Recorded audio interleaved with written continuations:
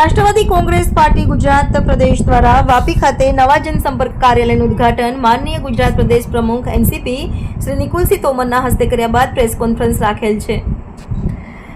સદર કોન્ફરન્સમાં કવરેજ માટે આપના પ્રતિનિધિને અવશ્ય ઉપસ્થિત રાખવા હાજર રાષ્ટ્રવાદી કોંગ્રેસ પાર્ટી અજીત દાદા પવાર ગ્રુપના ગુજરાત પ્રદેશ પ્રમુખ શ્રી નિકુલસિંહ તોમર વાપી ખાતે એનસીપી જનસંપર્ક કાર્યાલયનું ઉદ્ઘાટન તારીખ 26/4/2025 શનિવારના રોજ વાપી ખાતે કરશે। એનસીપી પાર્ટી ગુજરાત પ્રદેશનો વ્યાપ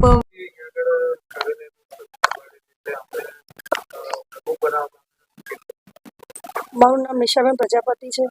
હું એનસીપી સાથે છેલ્લા 4-5 મહિનાથી જોડાયેલી છું અને હું એનસીપીમાં એક જ કહેવા માંગુ છું કે જે અમારું એનસીપી અહીંયા આગળ આવ્યું છે કાર્યાલય, તો હું મહિલાઓ માટે બને એટલા પ્રયત્ન કરીશ અને જે તકલીફો પડશે એ દૂર કરવાની કોશિશ કરીશ અને હું મારું સંગઠન છે એ મજબૂત કરવા માટે અત્યારે હું આગળ વધી રહી છું અને જે મને ઉપરથી આદેશ આવશે એ આદેશ મને મંજૂર છે।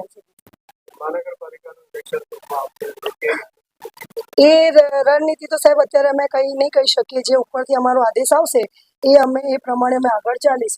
અમને બીજેપીને અમે સપોર્ટ બી કરવા માટે તૈયાર છીએ અને અમે એના સપોર્ટમાં બી છીએ।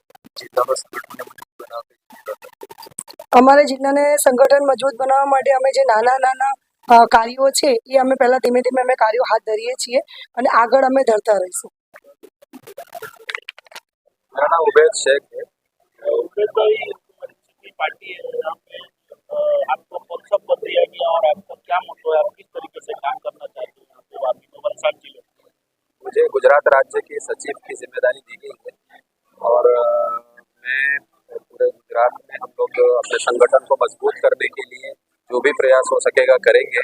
उसके लिए सारी कम्युनिटीज़ जो है, जैसे कि हम यहाँ पर हैं, हमने कभी ये महसूस नहीं किया है कि हम कोई हिंदू है, कोई मुस्लिम है, कोई सारे आपस में एक दूसरे से मिलजुल कर रहते हैं और उसी भाईचारे के साथ हम आगे बढ़ेंगे, अपने संगठन को मजबूत करेंगे और आने वाले इलेक्शंस में भी जो हम उसके लिए भी कोशिश करेंगे। और जहाँ कहीं भी हमारा एक ही मोटिव है कि इंसानियत के साथ कहीं जुल्म ना हो, किसी भी कम्युनिटी से वो बिलोंग करना। जो कश्मीर में जो फायरिंग हुई और ये मुद्दे पे आप क्या कहेंगे और आपका क्या उद्देश्य है, भारतीय जनता को आप क्या ये पैगाम देना चाहोगे? ये मैं तो कहूँगा बहुत ही घिनौना काम है और इंसानियत के नाम पर एक मतलब बहुत बड़ा धब्बा है। इस तरीके का जो भी तत्व हैं जो समाज में हैं, मैं सरकार से भी हम लोगों ने इसके खिलाफ अनुरोध भी किया है कि सरकार इसके खिलाफ, ऐसे तत्वों के खिलाफ सख्त से सख्त कार्रवाई करे और हमको इसमें ये कोई धर्म इसमें बीच में आता ही नहीं है। ये इंसान ही नहीं है ऐसे लोग। तो मैं तो ये कहना चाहूँगा कि ऐसे लोग इंसान ही नहीं हो सकते जो इंसानियत के दुश्मन हैं।